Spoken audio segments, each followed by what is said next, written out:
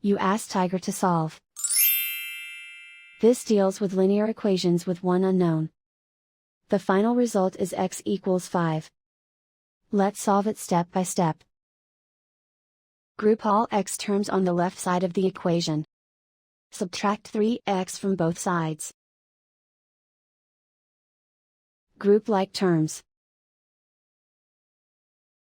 Simplify the arithmetic. Group like terms. Simplify the arithmetic. Group all constants on the right side of the equation. Add 8 to both sides. Simplify the arithmetic.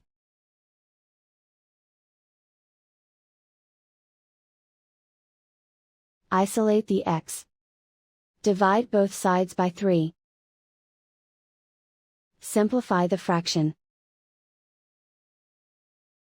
Find the greatest common factor of the numerator and denominator. Factor out and cancel the greatest common factor. And so the final result is x equals 5.